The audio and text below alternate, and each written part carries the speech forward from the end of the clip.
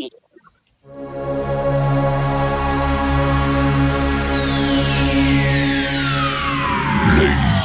and gentlemen, may I have your attention, please? The show starts in 10, 9, 8, 7, 6, 5, 4, 3, 2, 1, go. We're a band of brothers standing tall. We're a band bound by soil and the southern call. Through fields of gold, through fire and ash, we hold our ground, we'll never crash. Hurrah, hurrah, we raise it high, the bonny blue beneath the sky. Hurrah, hurrah, it shines afar, that bonny blue flag with its single star.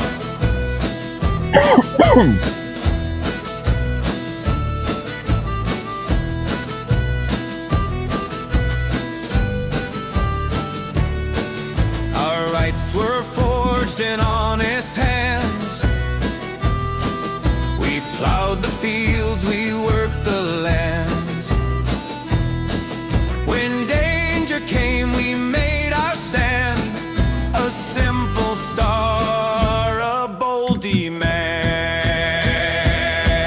Hurrah, hurrah, we raise it high, the bonny blue beneath the sky. Hurrah, hurrah, it shines afar, that bonny blue flag with its single star.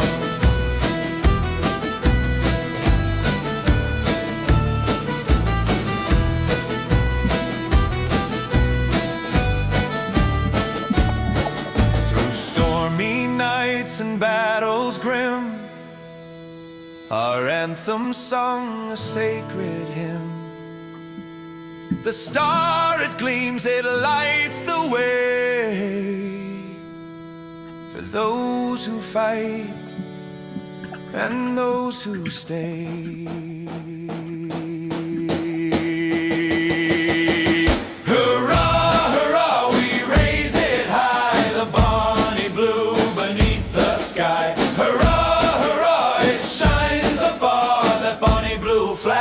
Single star.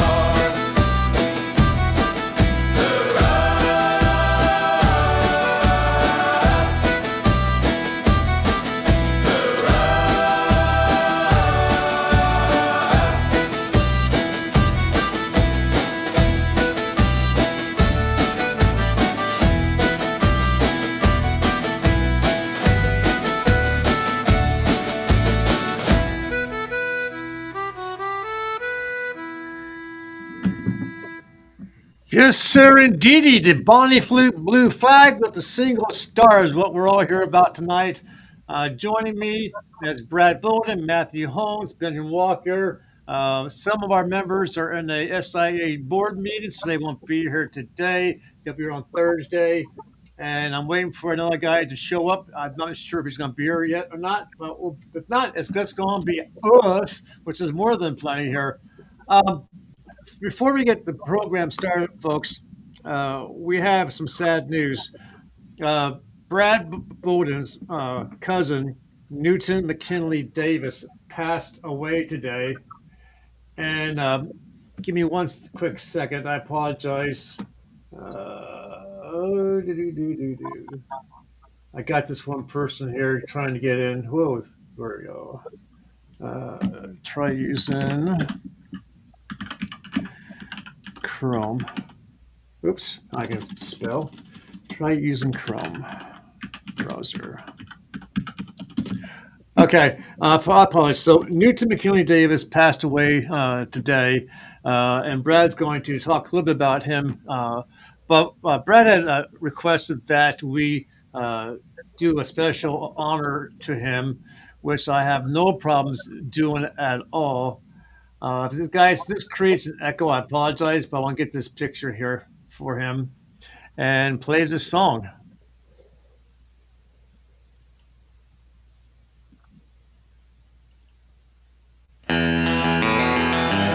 I did not own the rights to the song. I didn't make any money from this song. This is the third time this is going.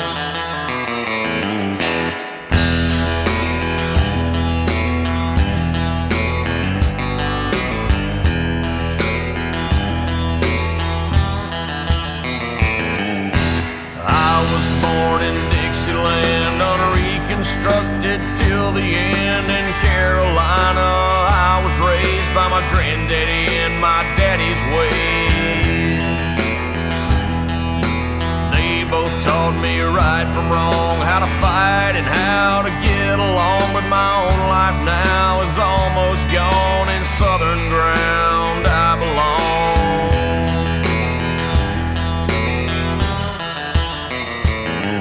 My final hour is drawing near, so friend, come sit by me right here. Let's laugh and talk about our lives and the good old days before I die. Please give your word, this vow you'll keep. When I return to earth to sleep, let me dream forever under southern land with a Dixie flag tied in my hand.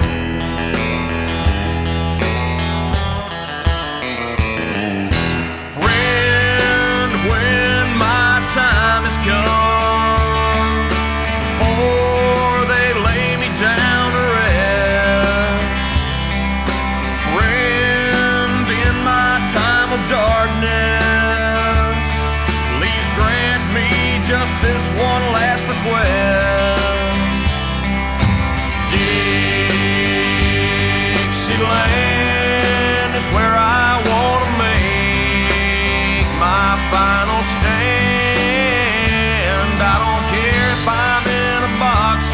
When they lay me down, just bury me in southern ground.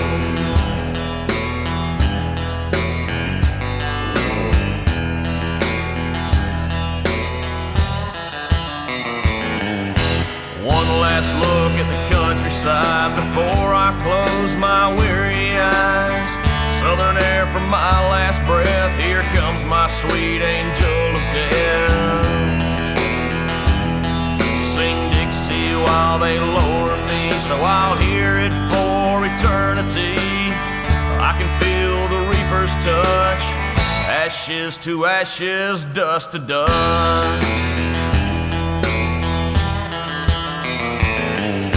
Friend, when my time has come, before they lay me down to rest, friend, in my time of darkness, please grant me just this one last request.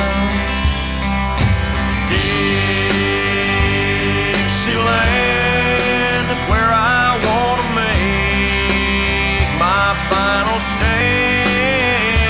I don't care if I'm in a box or not when they lay me down, just bury me in southern ground.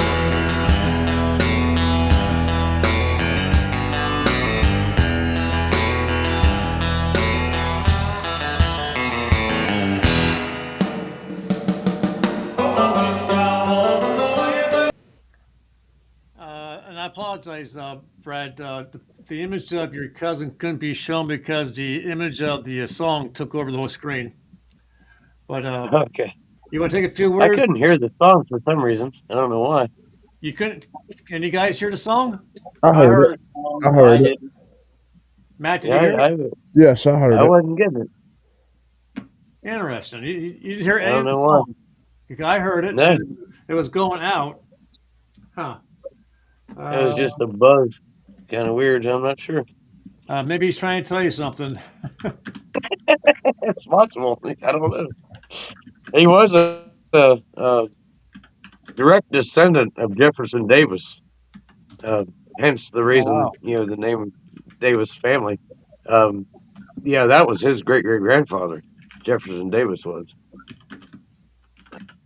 There's a lot of history there. He was 54 years old. That's He young. Good passed Lord. away this morning. Oh yeah. We don't know exactly how he died, but he had open heart surgery 2 years ago for a quadruple bypass, and he died in his sleep. So essentially, he Oh died wow, peacefully. wow. You know, there are some times that um, I'm 67 years old, and you know you're old when you get a letter from the Social Security saying, Mr. Rhodes, congratulations, you reached that magical mile of 67 years of age. You no longer will be receiving Social Security disability. You are now transferred over to Social Security retirement benefits. And there's a $46 increase in your monthly benefits. Congratulations. Like, God, I'm old. But there are some times, I'll be honest with you, I'll be laying in bed. Uh, uh, and it's like 8 o'clock. I'm like, oh, God, I'm going to get up. 9 o'clock, no, God, I'm going to get up. I mean, it went, and there's some days I can sleep so soundly. If I would have died during the night, I never would have known it. Of course, probably would have known it anyways. Uh, so, Yeah. anyways, Al Wilson is one of the guys who didn't pre-test his setup with me. He's having some difficulties using his cell phone, so he's going to join us on Thursday. Okay.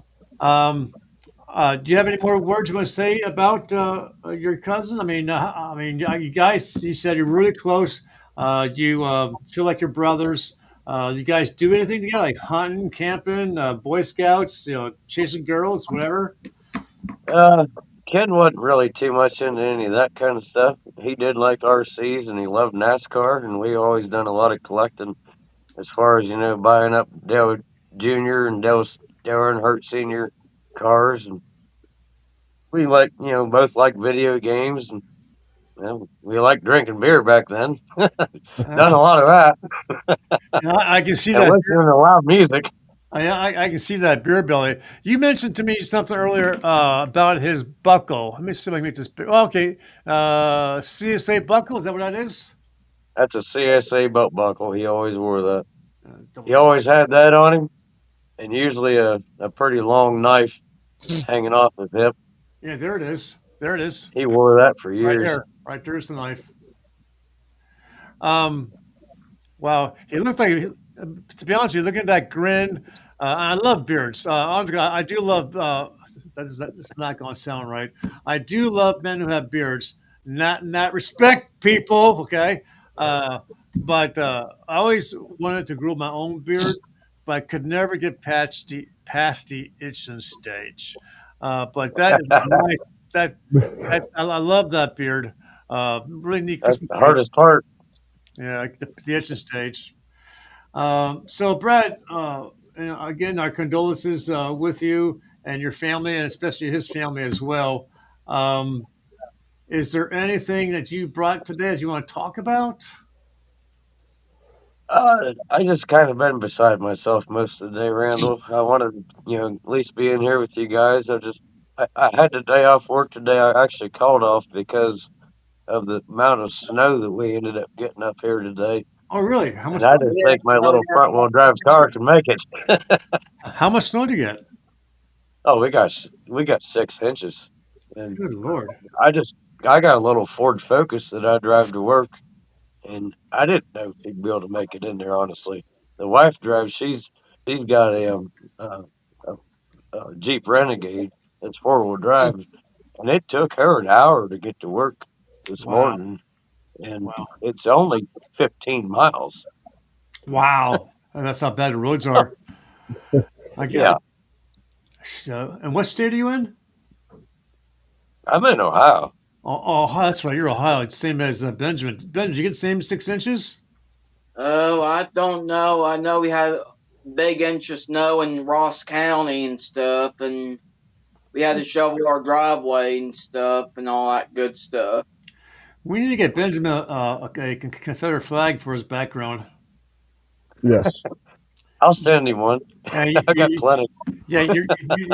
Your wall looks bare, Ben. You need to get a flag back there and be like, oh, wait. There it is. There you go. Now you're representing. Hey, there. There you go. You're representing. And Okay. I got four behind me. Yeah, I got two behind me. I got two in front of me.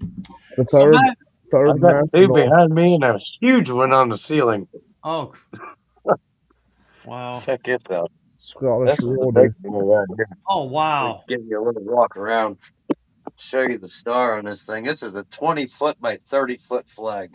It's huge. Wow. Wow. Wow.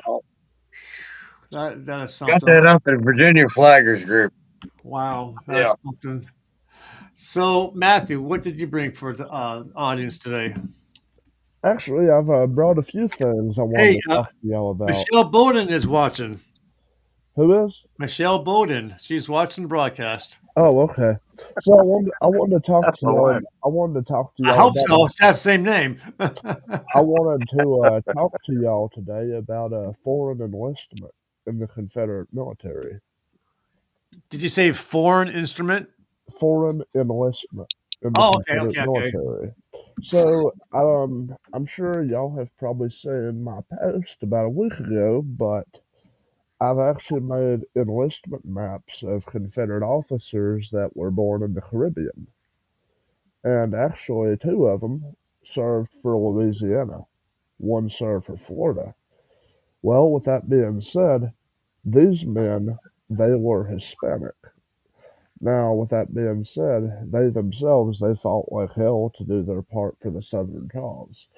But what I was going to bring up to y'all is it is not very known by many people, but more than 30% of the Confederate military alone was foreign.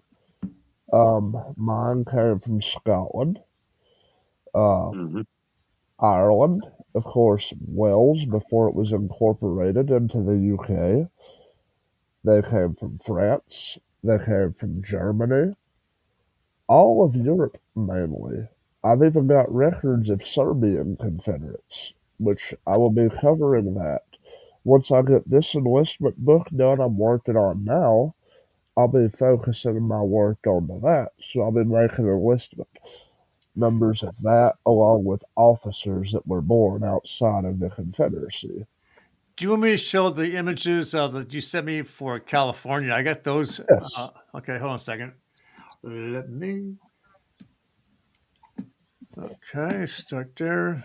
It's really sad though. It's not taught in the public school system or anything like that because it was forcefully hidden.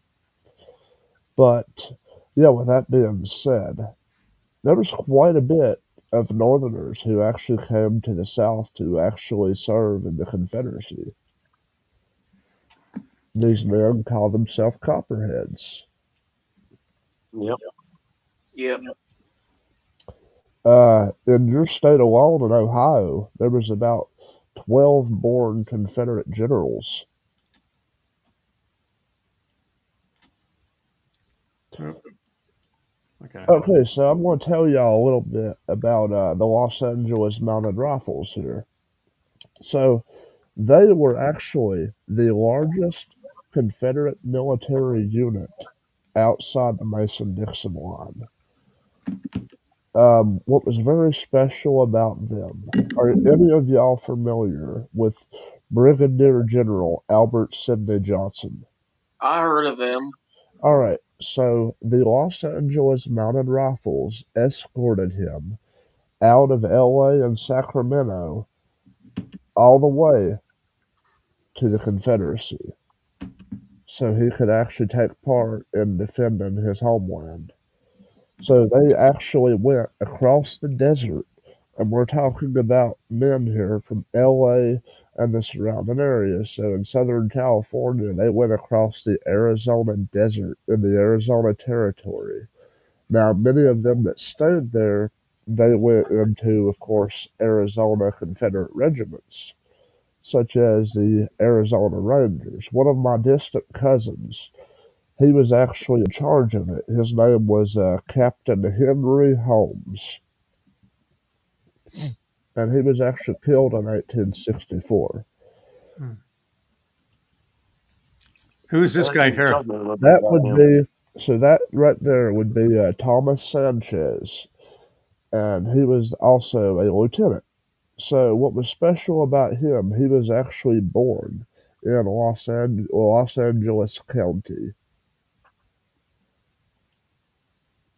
So this right here would be the mining camps outside LA. As you see, they were very, very pro-Confederate.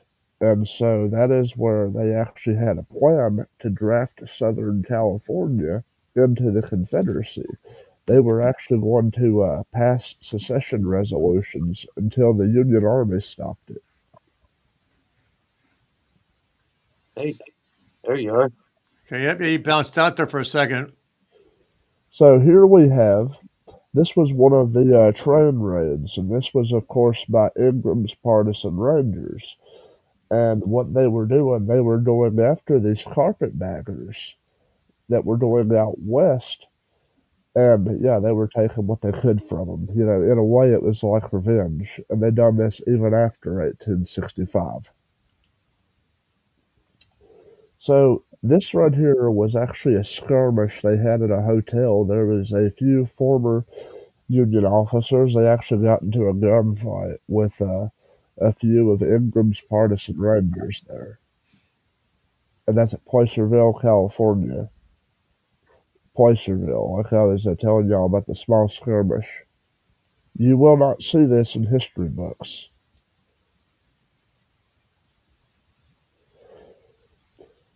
What is Okay, this says the execution of Poole. The Placerville Democrat of September 30th has to follow in regard to the final exit of this robber. Yeah, Precisely at 12 o'clock yesterday, Thomas B. Poole, implicated in the staged robbery and the killing of Deputy Sheriff Staples in this county in July 1864, yes, suffered the extreme penalty of the law. Calmly, and I don't know what the rest of it says, but yeah. so, So I can tell you a little bit about Captain Poole. He was a Kentuckian and he went out west in 1849.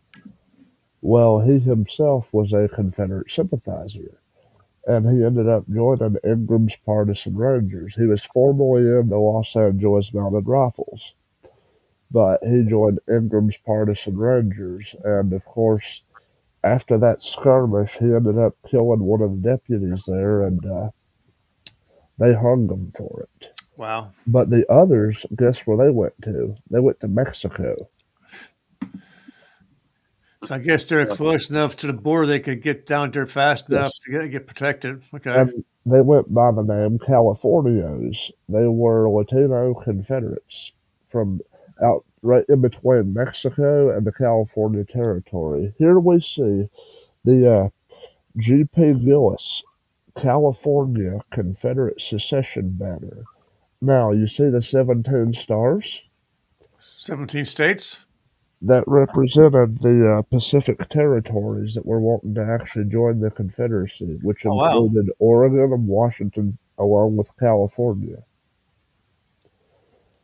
Huh. So this is a muster roll of the Los Angeles Mounted Rifles, which was the largest military unit outside the Mason-Dixon line.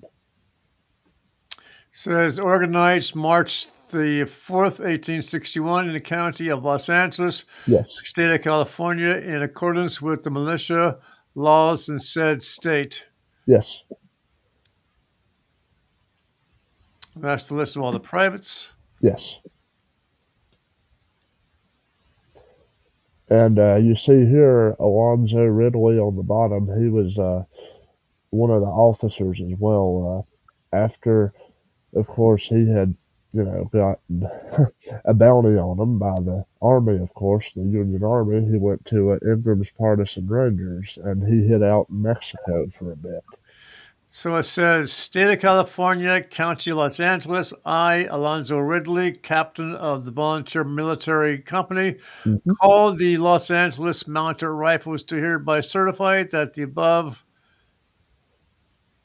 something fortune in a full truce and correct muster roll of said company, Yes, given under my hand at the city of Los Angeles this 9th of March, 1861. yes. So they were Confederates. That was their flag they actually served under. Now, is this the same flag we saw before, but it's longer? Yes, Okay. that was their version. So here we have one of the Los Angeles secession banners. Now you see the big star in the middle that represented unity along with the West Coast. Wow. Here we have another secession banner. This was in Southern California, and they based it on the bear flag. So what is special about this is it represented resistance against tyranny. And so when the Union officials they started coming into California to arrest these men, they were going out in hordes. They were leaving in hordes, and they were going east to the Arizona Territory to enlist.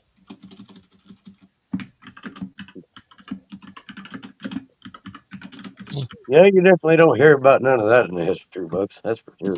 Because it would hurt the narrative. Because guess what? The majority of these men in California, they were Hispanic. Right. That's the California Territory banner.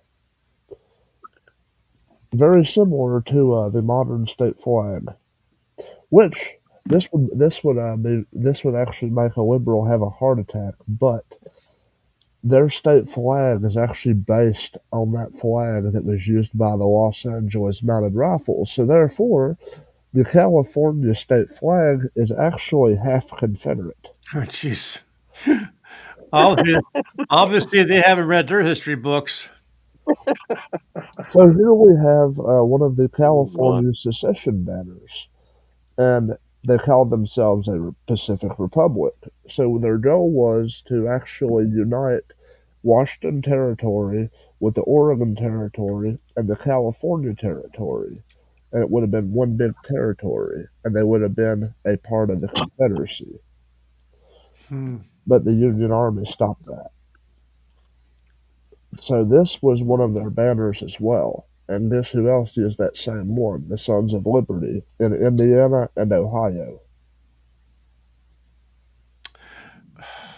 Let me ask you probably a dumb question, but all these different banners are obviously flags.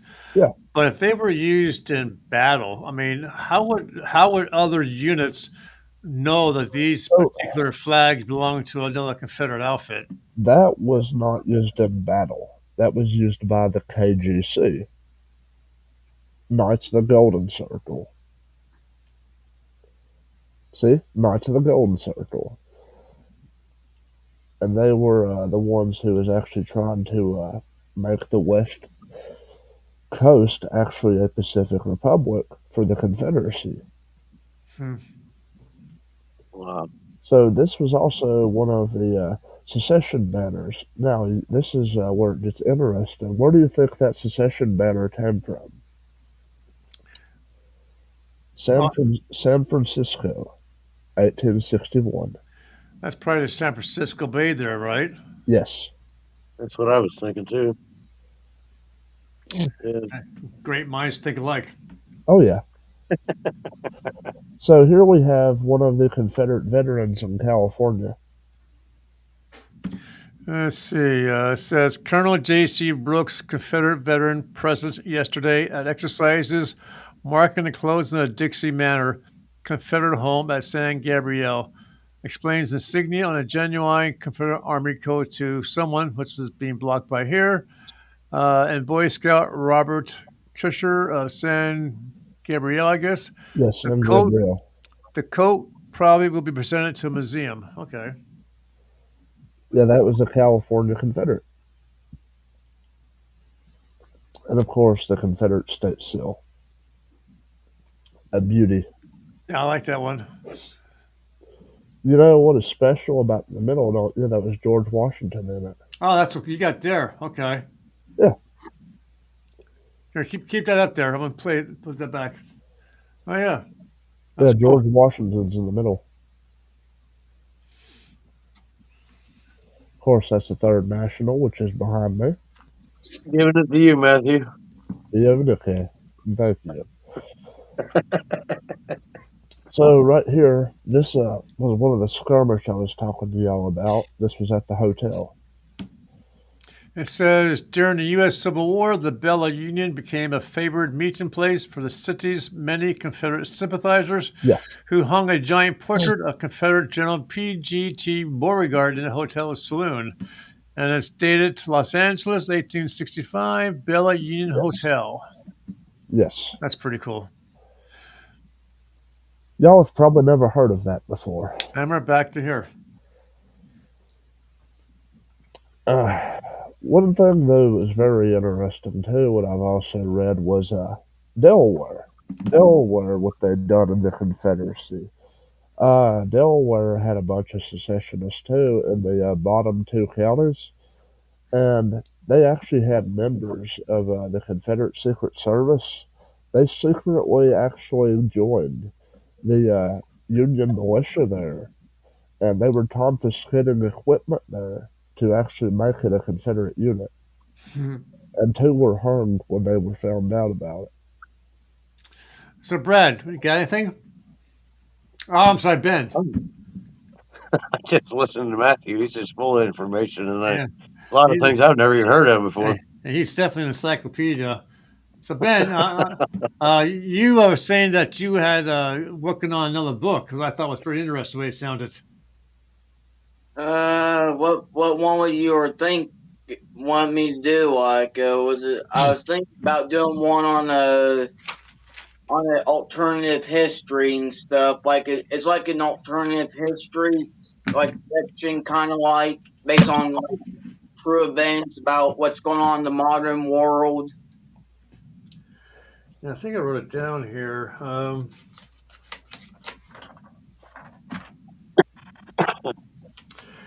Yeah, you were talking about.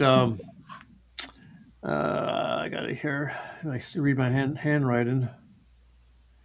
Ben's new book, fictional Aurelian dystopia, neo Confederates versus communists and Islamists that attack the South. I love that. That sounds like an interesting book. That'd be a good read.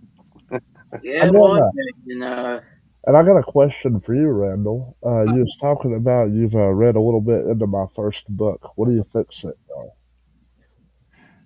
Which one we're talking about? I have 6 of your books. The War That Never Ended.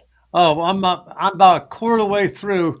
Um, it has a lot of detail, has a lot of units and their the officers and the men's names. Oh But yeah, I'm just enthralled at it's like I love war stuff, so I love the battles and so forth, and obviously the references to Yankees and yes. so forth, and um, shooting them, and I just it's a here, hold on a second, folks. Talk amongst yourselves for a minute. Shooting them. That's all I heard. Yeah. to be honest, my book's it's gonna be pretty interesting and stuff. But I'm gonna have to like do it different from Amazon and stuff. I have to find another website to print it on and stuff and all that good stuff. Amazon wouldn't give you the same deal that you had before on the other one. I just want to use like a different website to print my book without like doing like what you call pay taxes and stuff. Yeah, yeah, Okay, so why don't we just right. do this? Do a quick promotion for Matthew. So this right here would be it's a biography about my eighth great grandfather, Lieutenant Solomon Caleb Linton, and he was in the Revolutionary War, Washington County, Virginia militia, and he was sold as a white slave by the British Army. And all of his grandkids were Southwest Virginia Confederates. So I wrote that about their life and their struggles.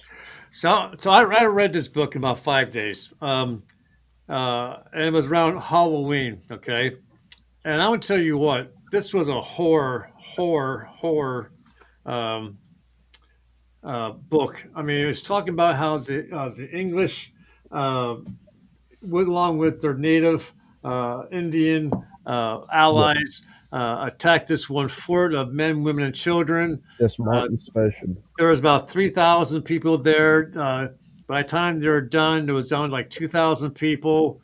Um, they made them walk across up to Canada. They had to eat their dead for food.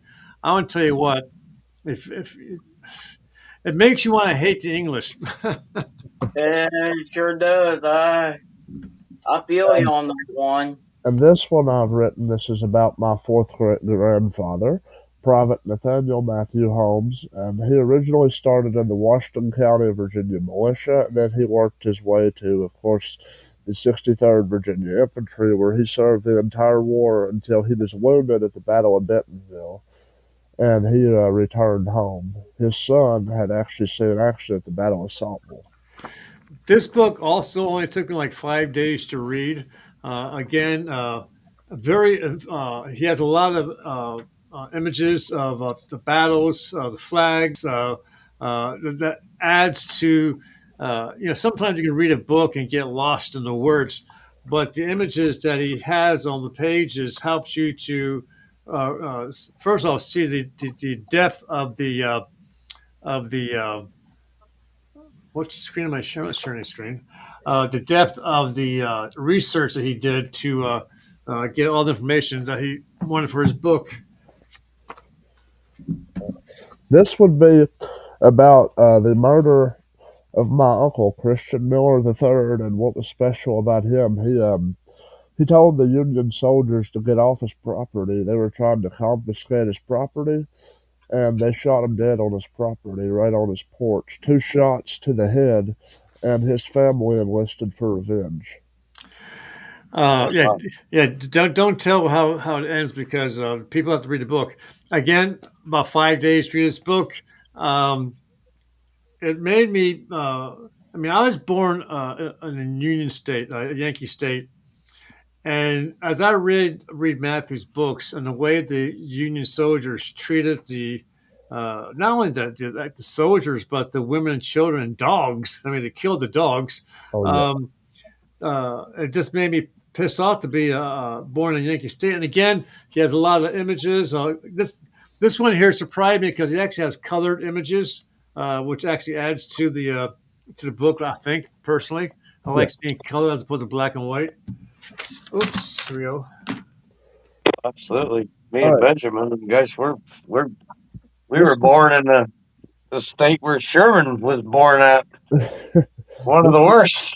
Hell in the Cell. That's about my third great grandfather, Private Matthew Seymour Marshall, and his father Richard Marshall. They were in the 52nd North Carolina Infantry, and they were sent to Point Lookout. Just want to see something real quick, guys. Boom, boom. Da, da, da, da, da. Well, I'm doing this, talk about this one. All right, so Chemtrails over Dixieland. That one is very, very special because that right there is basically my version of 1984 by George Orwell. And in it, I covered weather modifications by the federal government.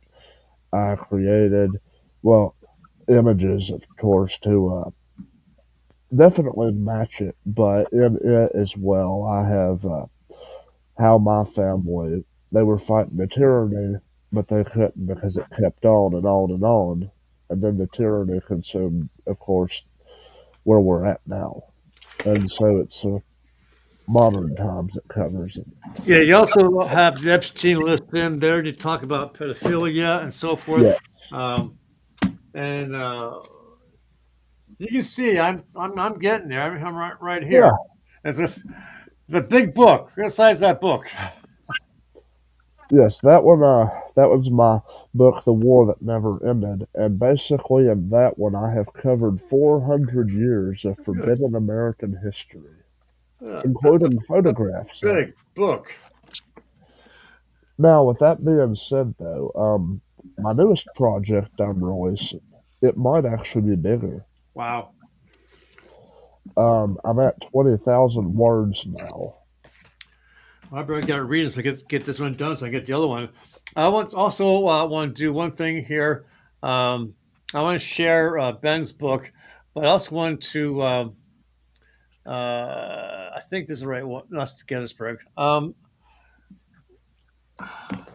on one second. You guys talk amongst yourselves for a minute. I want to do something All here. right. So Ben, if you need any help with your current project on what you'll be doing, I'd be more than glad to support you with photographs, etc., especially where our flag was flying at the Berlin Wall, when it was actually a symbol of resistance against communism. That's why the Marxists hate it so much. Right. The photo I posted of it, that was actually taken in 1989 when it fell. They had that flag fly, the battle flag flying as the wall fell. It was beautiful. So I, so if this creates some echo, guys, I apologize. I thought I had one of these songs um, loaded up here, but I didn't.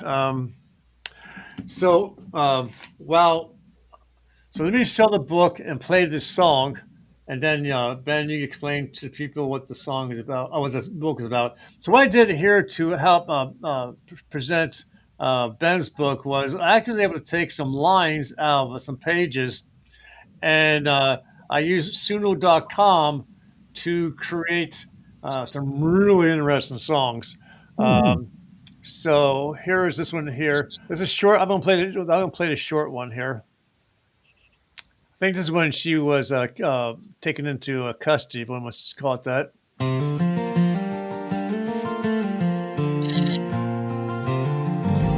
Raven Crowley, her form still twitching, with the remnants of her power, was now utterly at the mercy of her captors. The victory was hard won, stained with exhaustion, and the memory of near defeat. But it was a victory nonetheless. The Ozark forest, scarred but unbowed, had reclaimed its spirit and the dawn of a new era, free from the shadow of the warlock's coven.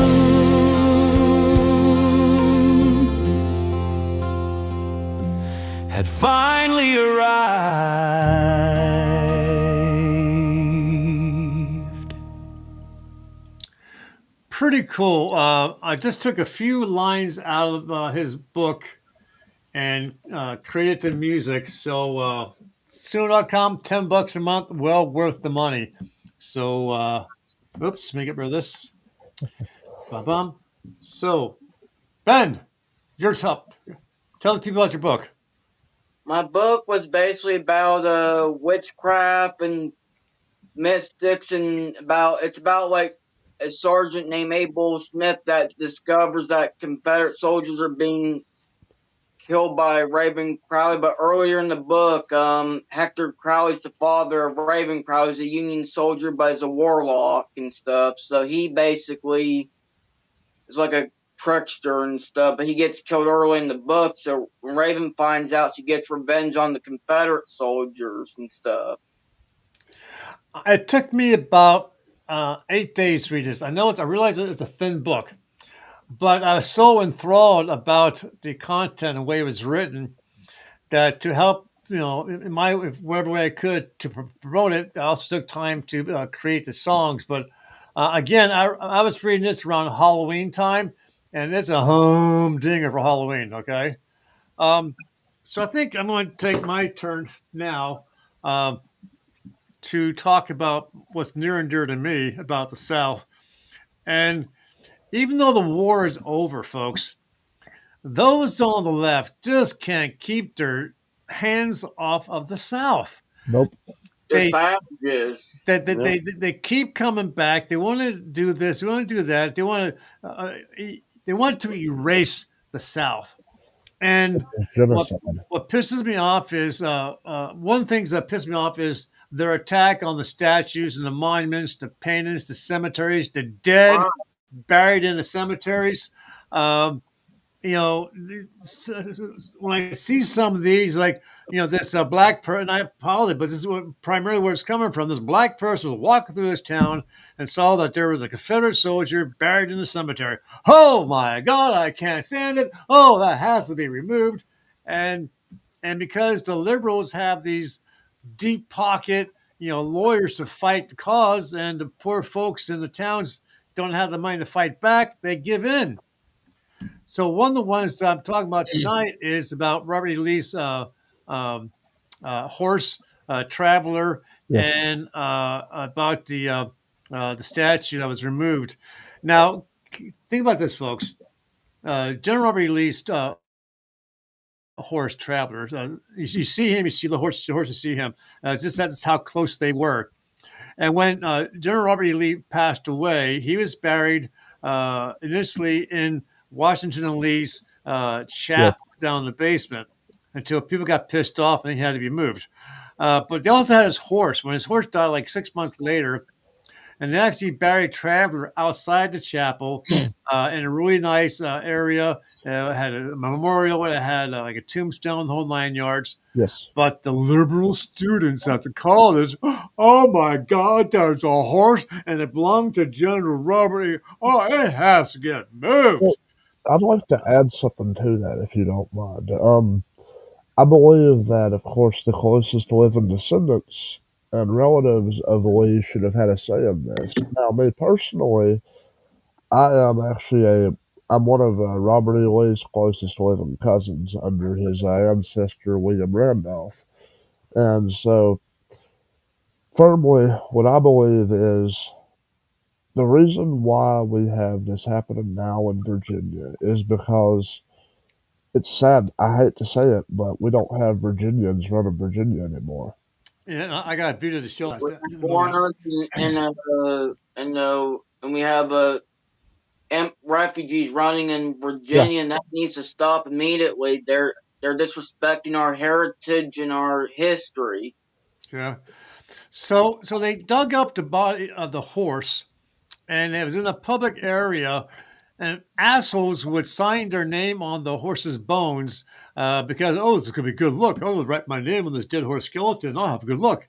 And it got to be so bad that they bleached the horse, and they finally reburied it somewhere else, but they couldn't even leave this horse alone. So I want to play this. I do have, for those who are Facebook people watching, I do have permission by Russ Carson Jr. He's a friend of mine. He's also a genealogist, a very, very wealthy genealogist who has a multi-million dollar business going on. Uh, so, uh, uh, and he's very expensive, but he does video, and he has given me permission to use any of his businesses videos. So that's what I'm going to do here if I can play it right. Hey everybody, this is Russ Carson Jr., one of the genealogists here at Family Tree Nuts, and I'm in Lexington, Virginia. I'm on the college campus of Washington and Lee University here in Lexington, and I'm in front of Lee Chapel. Inside that chapel right there is the tomb and the remains of Confederate General Robert E. Lee.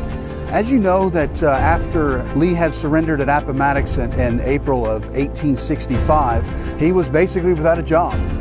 His plantation at Arlington had been confiscated, and he didn't know if he was going to be tried for war crimes, tried for treason. So him and his family lived in the summer of 1865 in Richmond.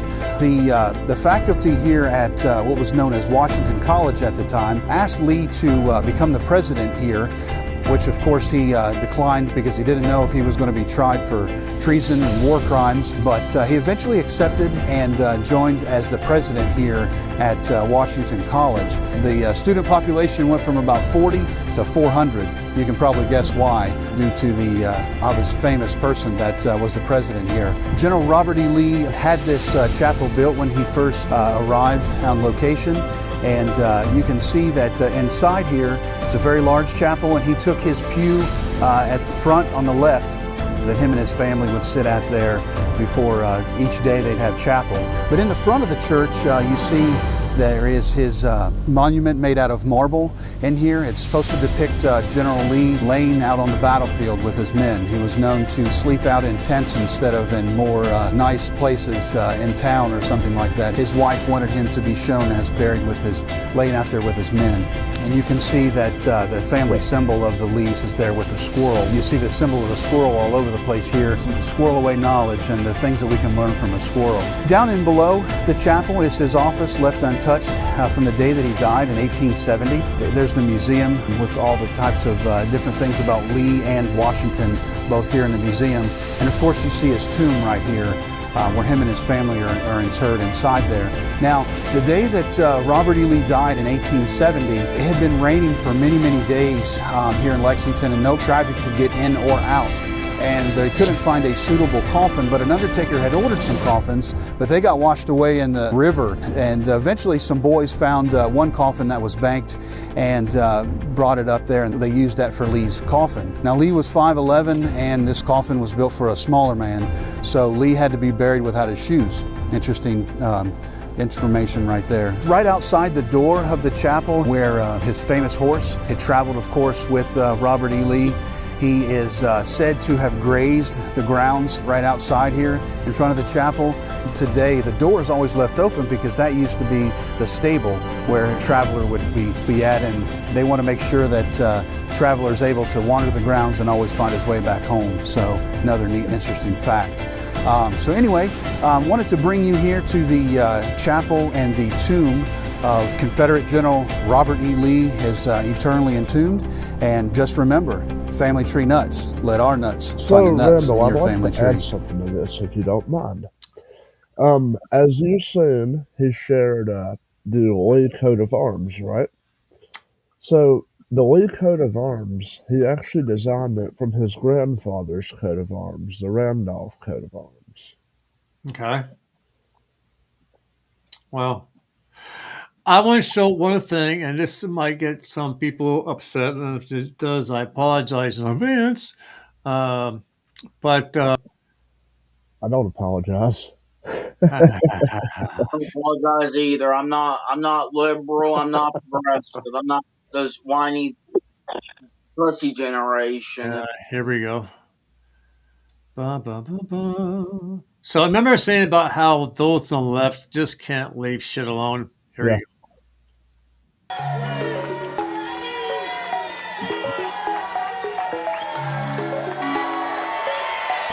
long time coming, part of the healing process. Didn't sound like that, Randall. Embrace diversity, to be a welcoming state, to be inclusive, and to let people know that our lights are on and our doors are open. So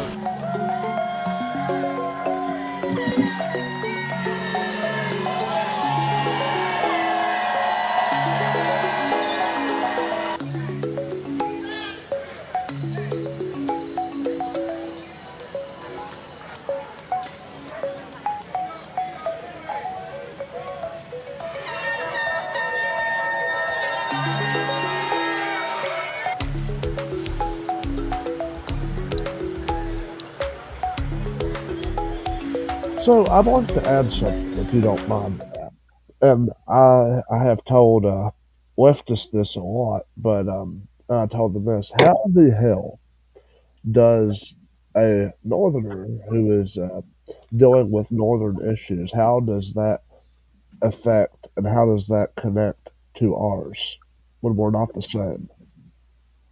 ask that question again. So I've asked leftists this, and they have not been able to answer this. But I said to them, as they brought up George Floyd being an issue, that they tore down our monuments for that.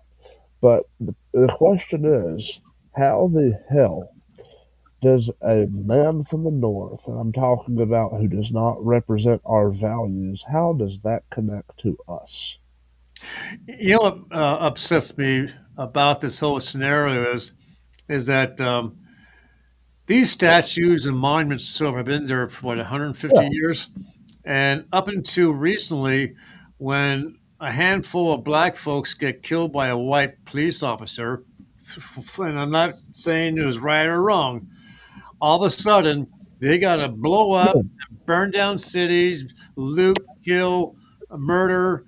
And oh yeah, those Southern monuments that really that they have to Now, go as well. this is a repeat of 1917, right? This is a repeat of similar to the Russian Revolution. Yeah. The Marxists did this.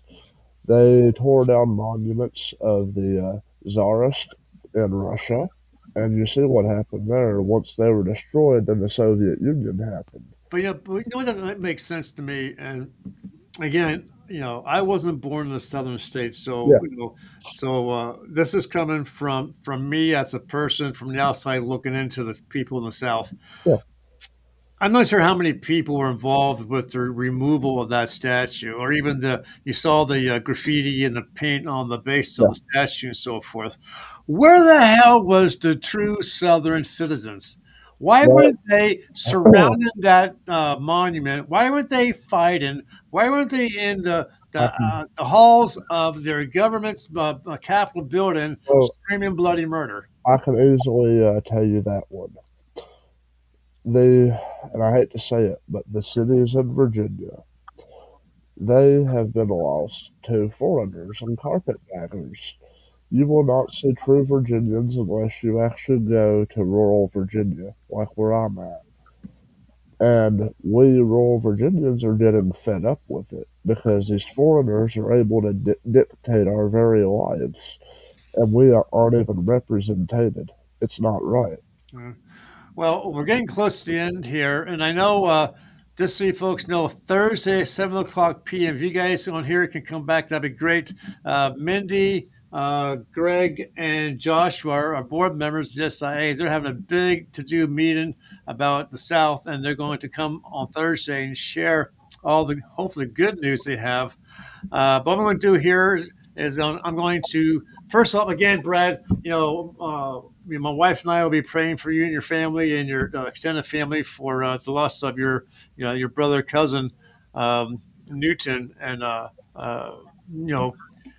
just open facts, people. Brad is one of my ancestry clients. He's been with me a good 2 years now, more. About a year and a half. Yeah. Yeah, he's close to that. He's a real good friend of mine, client, and so forth. So if you have a moment to think about him, send him good thoughts in Messenger. But I'm going to end on a good song here, and then as the song plays, I'll start kicking you guys out. Start with Benjamin, Matthew, then Brad, and eventually I'll jump out. Okay. All right.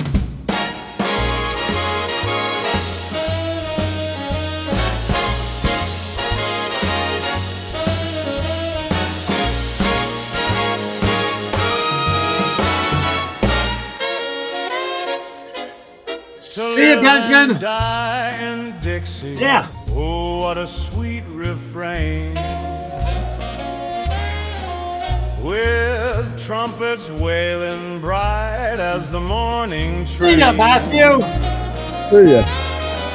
Where the river hums a tune and the willows sway again. Oh, the stars, they See ya, twinkle Brad. like a slide trombone, and the saxophones croon of a land we call home. Let us cross, Oh, cross that shining stream where the trees whisper soft in a dream. Rest in the shade where the good Lord decrees to live and die in Dixie. Oh, sweet memories.